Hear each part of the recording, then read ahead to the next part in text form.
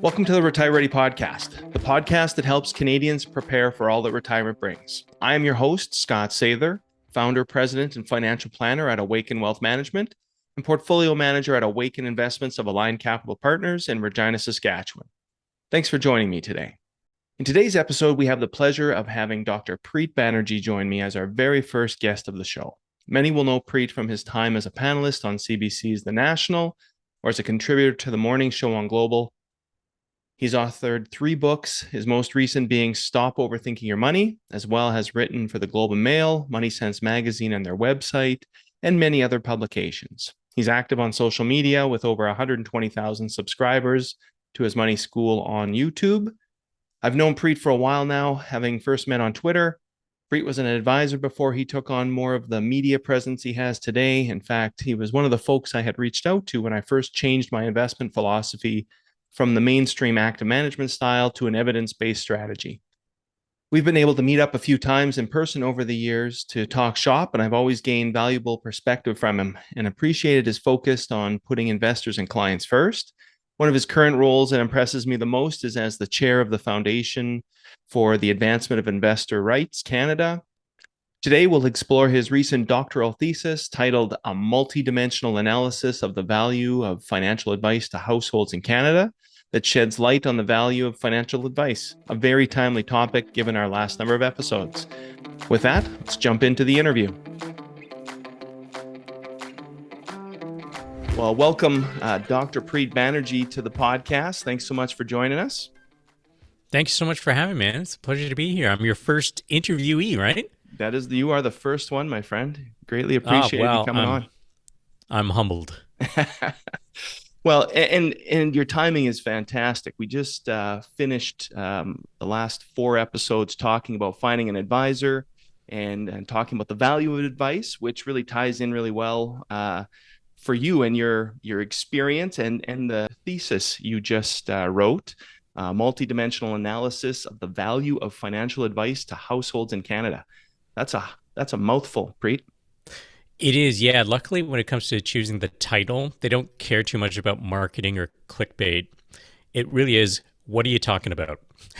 And so that's it. It's a multi-dimensional analysis of the value of financial advice to households in Canada. So it's nice and direct. You don't have to worry too much about making it sound pretty because that's a different art form altogether. Absolutely. Well, we mentioned in some of the past podcasts, some of the research that was done by Vanguard and Russell and Morningstar on the value of advice. So to have something more on the academic side is great. Having just recently completed the thesis in January, why don't you tell us kind of what sent you down that road of research? Oh, yeah, absolutely. So for background for people listening or watching, I was a financial advisor 15, almost 20 years ago, something like that. And during that time, when I got into the industry, I didn't know anything about giving financial advice or portfolio management. And the first thought I had was, man, this was way too easy to get licensed as an advisor. And I thought there was something just horribly wrong about how low that barrier to entry was. And that's something that really stuck with me. I remember in my rookie school, I had a classmate and we were talking about our scores on the exam that we had to write to get licensed. And I studied hard for 2 weeks, so not a long time, but I studied hard and I got a very high mark. And I thought, okay, that's great. But this one guy was bragging about getting a 60, which was the pass mark. And I thought, why would you brag about that? And 2, why would anyone feel comfortable allowing you to manage someone's life savings? Like that it really sat with me wrong. And I did not like that. And that stuck with me for a long time. And I think there's a history of stories, and these are the stories that get the most, amplification for sure. It's the bad news stuff, right? That travels fast. And you hear these horror stories of what unscrupulous financial salespeople do. And therefore, there's a lot of people who feel a certain level of distrust. They have either been burned by financial salespeople or institutions, and they swear off for them forever and maybe go on their own or what have you, or they just perpetually have a bad taste in their mouth. So at the same time, having been in the industry and working with the industry for almost 20 years now, I know that there's a lot of great advisors too. And it didn't seem right that it's, that we look at this question of the value of financial advisors in such a black and white manner, that you're either in the camp that hates them and thinks that they all should be thrown to the sharks, or that you're in the camp that says, well, of course there's value. It's so much more nuanced than that. And that was something that I think had been bugging me, as to how do I reconcile this? How do I reconcile the fact that there are a lot of advisors who are dead wood that are out there holding themselves out as financial advisors, and at the same time, there's a lot of people where I would be perfectly comfortable sending my family members to. And so I wanted to dive a little bit deeper into that. And I met the person who would end up becoming my primary supervisor through some work we had done speaking at conferences together as part of some ongoing volunteer work with U of T. And over a couple of years, he persuaded me to consider doing this research as a way to define the next 10 to 20 years of my career. He said, this is a big undertaking. If you're going to do it, you got to be committed. And it's got to be something you're passionate about and something that you're going to use for the next 10, 20 years. It's going to define your life for the next while. So if you're going to do it, make sure you have a good question that you really want to answer. And I really wanted to answer that question. So that's the reason why I wanted to sort of tackle this, is to try and square all the things that are out there, because I'm sure there are a lot of listeners who probably feel, I don't really know how to answer that question. It's because it's so nuanced. Absolutely. Yeah, absolutely. Having been an advisor back in the day, and knowing knowing some of the background, talk a bit about that evolution of the industry and where it's kind of gone from. Sure. Yeah. I mean, if you go really far back in time, one of the things that doesn't change is that the industry always changes in terms of what its value proposition is. So, 75 years ago, financial advice was just going to some guy, usually a man, in a suit, who would tell you whether or not to buy or sell a certain stock. It's all about individual security transaction. That's it. Yep. And people made a lot of money doing that for a long time. May 1st, 1975, a lot of people may not know this. It's known as May Day in the industry. And the reason it's called that is May 1st, 1975 is when commissions for stock brokerages in the States were deregulated. So up until that time, there was zero competition in terms of price, depending on which stock brokerage you went to. It didn't matter. It didn't matter how many shares you were buying or selling, what the size of the trade was. It didn't matter, because everyone was operating off a fixed commission schedule. So it wasn't until May 1st, 1975 that commissions were deregulated. And at the time, the worry from the industry was this is going to be the death of the financial advisor, which again, at that time was just processing individual stock transactions. And they thought, people are just going to go to, it's going to be a race to the bottom. It spawned the growth of discount brokerage accounts so people could trade on their own.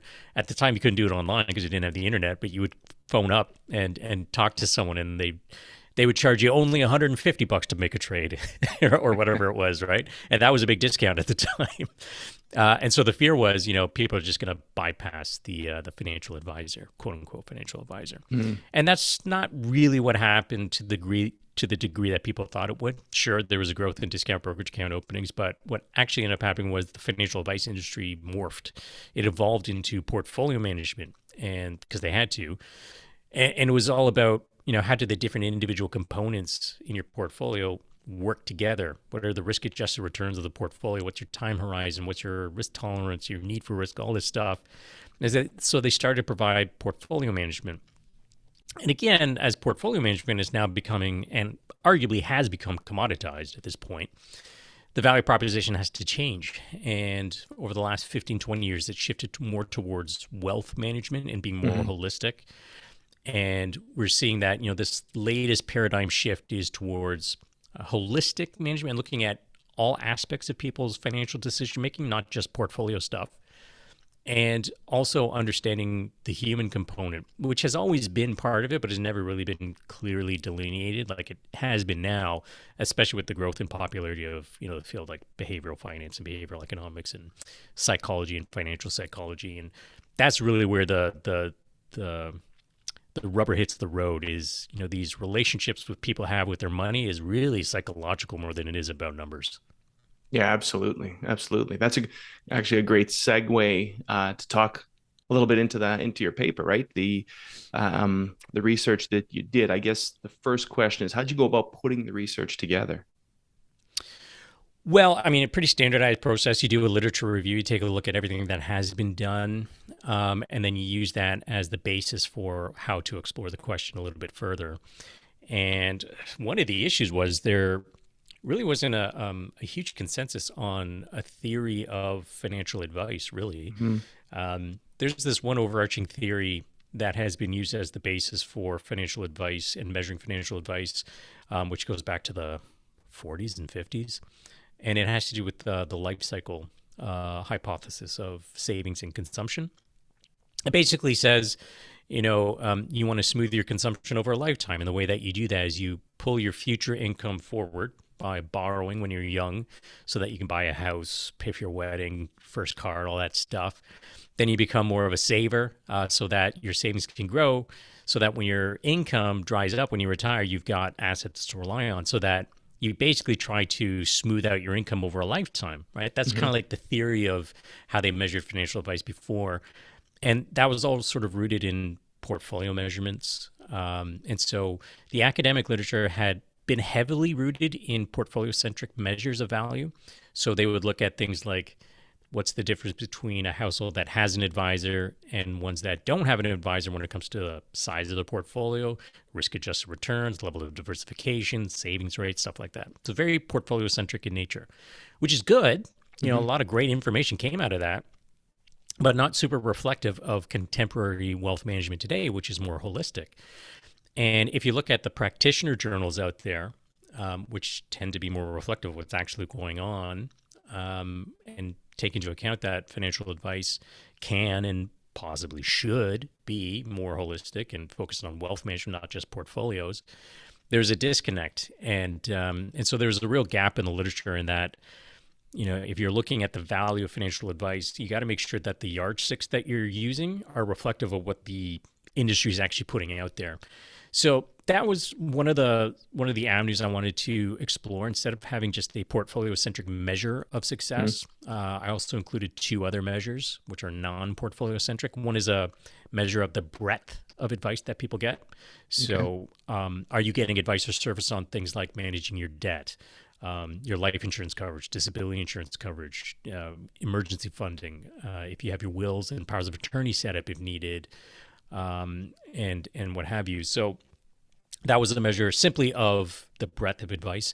And the third one was a measure of their comprehensive financial confidence, because there's a couple of papers that talk about this, but they say, look, when we look at intermediated advice, so financial advisors and the portfolios that they give to clients, in the aggregate, there's underperformance compared to sort of the counterfactual portfolio. So what is possible, there's a drag that clients experience, and it's bigger than the cost of advice. So there's this sort of negative portfolio return, if you will, for using an advisor. And you think, well, that's counter to it. Why would people pay to underperform what they could do if they just bought a passive portfolio?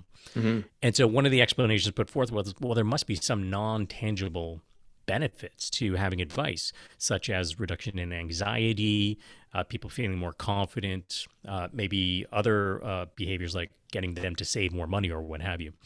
So based on that, I looked at also this non-tangible metric of the value of advice being overall level of confidence. So 3 measures of outcome that I looked at. And then the other thing that I did was the other big gap that I saw is the literature basically says you're either advised or you're not. And what that means is if you're not, it kind of means you're a do-it-yourself investor, right? You're lumped into that category. And if you are advised, it means that all advisors are the same. Well, neither of those statements are true in reality. So you can have someone who doesn't use an advisor and doesn't do it themselves because they're not doing anything, right? They are different than someone who's decided to invest on their own and manage their own money. Conversely, if you have someone who's using an advisor, well, there's a difference between someone who is, for example, a CFP or someone who's a full service advisor at a bank versus a branch level financial advisor versus an employer sponsored representative who just manages the group plan versus using an accountant versus using a robo-advisor or using social media as your primary channel of advice, which almost 12% of the people in my sample said that social media was their primary channel of advice. Wow. And what's even more interesting is you dig into just that 12% who says their primary channel of advice is social media. Of those 12%, there are people that actually have relationships with a full service advisor. So they're in theory paying $10,000 plus a year to a human for advice and don't consider them to be their primary advice giver. Wow. Fascinating stuff, right? So, Yeah. so looking at differentiating the market for financial advice, that was one of the contributions. And then also looking at a portfolio of outcome measures to more accurately capture contemporary financial advice value propositions. Yeah. That's really interesting. So from that, what were some of your key findings? So there's a lot of findings that are in the thesis. If people want to read it, it's 320 pages in total, including appendices. But I'll just give you a selected few that I think are some of the big ones. And this kind of lines up with what I think a lot of people have been asking this question about the value of financial advice for a long time and have been thoughtful about it. So I'm not talking about the people who have made up their mind based on a few case studies or what have you. I'm talking about people who have really thought about that idea over a long period of time. I think these results line up. And the results were, if you have a lot of money, then you tend to get value out of a financial advisor relationship. If you don't have a lot of money, you don't tend to get a lot of value out of the financial advisors you have access to unless they provide financial planning. Then you get a very robust association with an increase in all three outcome measures. That, I think, is one of the biggest findings. And I want to elaborate a little bit more on why this is important. In the literature review, one of the things that stuck out for me was, what financial advice is supposed to be and who gets access to it and who gets the most out of financial advice. And if you take a look at what financial advice is supposed to be, one of the theories about what it's supposed to do is reduce the number of errors people make when it comes to making financial decisions in general. And if you take a look at people's financial error rates in terms of the decisions that they make over a lifetime, it follows a U-shaped pattern. And early on, you make more financial errors because you don't know anything. No one taught this stuff to you in school. I mean, they're starting to now, but for the most part, you're not taught about how to manage money. You just kind of let out into the world and say, figure it all out. And so people haven't had the time to build up their financial literacy. They don't have experience making financial decisions, and therefore they've got a high error rate when they're young. As they learn a little bit more or they make more decisions and sort of look back at the decisions that they've made and see what happened as a result of that, their error rates tend to go down until they reach the age of 53. And then their error rates start to go back up, and that's predominantly due to cognitive decline. And so you could argue that two of the most important times where you need advice is early on to adjust your trajectory, because time is your ally. And the more time you have with good financial habits, the bigger the impact is going to be over a lifetime. So that's a super important time. And then as you get older and, maybe you've built up assets and you're starting towards that decumulation phase, which can be much more complex than the accumulation phase. And this is when your error rates start to go up because of cognitive decline. That's also a very important time where you need advice. If you take a look at financial literacy, what's interesting here is that financial advice is supposed to effectively be a substitute for financial literacy. If you don't know what you're doing, you go get advice, right? Just like anything in life. Now, if you have a lot of money, you've got access to better quality advisors. They're more experienced. They've been around for a long time. They're more credentialed, what have you. And what some of the research has suggested is that if you have a lot of money and you have access to a better advisor and you have high financial literacy, this is really good for you, because the quality of that relationship is going to be higher because you end up getting more out of that advisor. You're more discerning. You're more able to call BS on stuff. So you challenge the advisor more, and they also rise to that challenge, and they give you more information because they know that you can take it and that you understand it. And so qualitatively, the nature of that relationship is quite different because you have access to the type of advisor that is more likely to be experienced, educated, and good. Yeah. And you have the ability to understand what they're saying and challenge them and get more out of that relationship.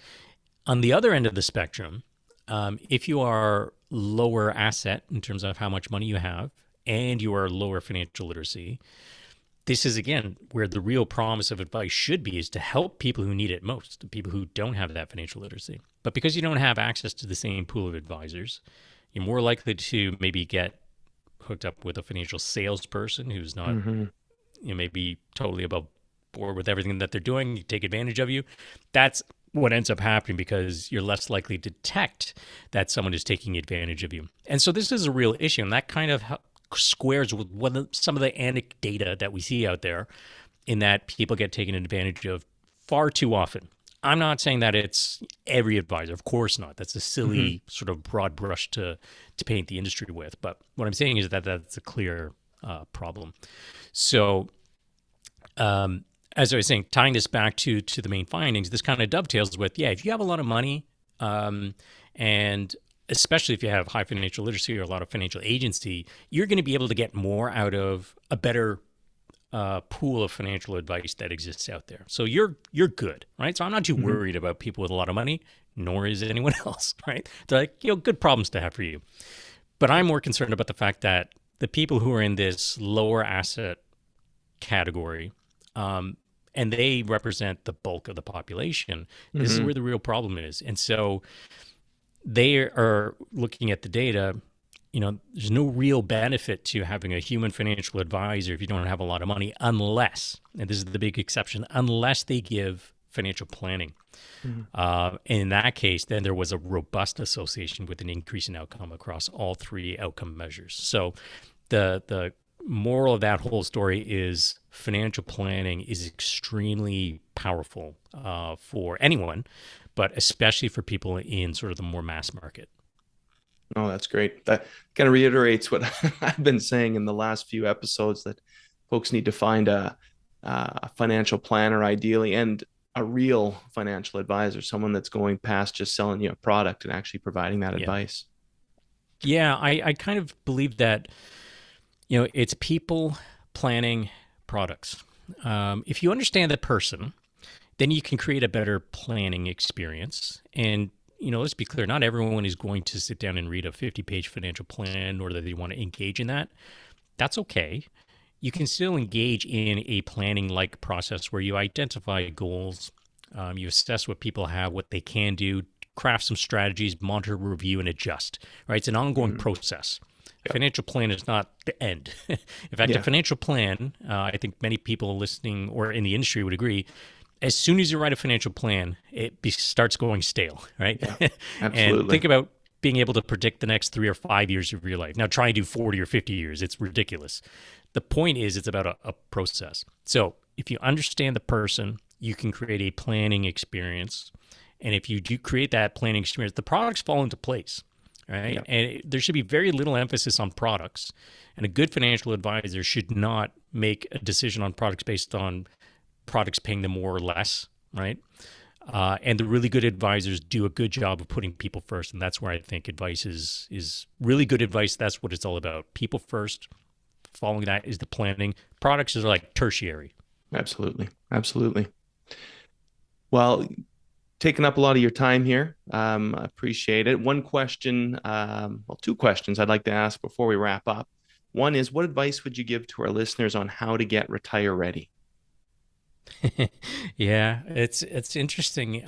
Following on what we were just talking about how hard it is to predict the next 3 or 5 years. Good luck trying to predict, when your retirement date is going to be, if it's, multi-decades away, and then how long that retirement period is going to be, and what you think you'll be doing during those 20, 30 years, which starts 20 or 30 years from now. So I would suggest, retirement readiness, I think it's in the name. You want to be ready to be in a position that you have more choice. And so doing all the things like saving more for the future, making sure your portfolio is aligned with your risk tolerance and your goals, so that you have the ability and more opportunity, more flexibility to retire. You might find that means that maybe you can retire earlier than other people on average, but maybe you want to keep on working. And you have other things that are going to, fill your time and what you do in your day-to-day life. So having that flexibility is key. And that's why thinking about retirement planning, the earlier is better, knowing that you have no idea what your retirement is going to look at. But the sooner you start planning, the more options you will have later on. And if you delay, then your sort of opportunity set of all the things you could consider down the road, they get smaller and smaller. So it's not about figuring out exactly what your life is going to look like 40 years from now. It's about maximizing the opportunities that you will have for a range of outcomes. Absolutely. Absolutely. Well, thanks so much for that. As we wrap up, where can people find you? What's keeping you busy these days now that paper's done? Yeah, I wear a lot of hats, so there's a lot of things. Probably the easiest place to go is just my website, so just preetbanerjee.com. And from there, it will actually triage people into, if you're industry, there's a separate section of the website for that. If you're sort of like, in the public, there's some assets there on the website for you as well. I think my YouTube channel is where I put out most content these days. And my YouTube channel is just, you can just find it by typing in Preet Banerjee. So awesome. I'll probably leave it at that. There's other things too, but there's too many things. You're all over the place. You're all over for sure. That's great. Well, thanks so much. Thanks so much for joining us today, Preet. Yeah, it was my pleasure. Thanks so much for having me. Thanks again to Dr. Banerjee for joining me today. I hope you found the insights of value. For more information on the topics and links discussed, please visit our website at retirereadypodcast.com.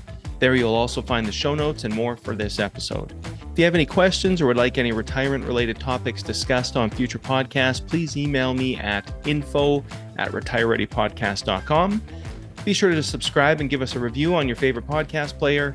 You can also subscribe to the Wake Up semi-monthly newsletter, where we share insights on various financial topics by visiting the Awaken Wealth site, which is awakenwealth.ca. Be sure to check back in 2 weeks for our next episode. Thanks again for joining us today, and I look forward to seeing you back for the next one. Thank you for listening to the Retire Ready podcast. To subscribe to this podcast or to learn more, please head on over to awakenwealth.ca/Retire Ready podcast. Investment services are provided through Awaken Investments of Align Capital Partners Incorporated, an approved trade name of Align Capital Partners Inc. /ACPI. Only investment-related products and services are offered through ACPI or Awaken Investments of ACPI and covered by the Canadian Investor Protection Fund. Tax planning, financial planning, and insurance services are provided through Awaken Wealth Management Limited.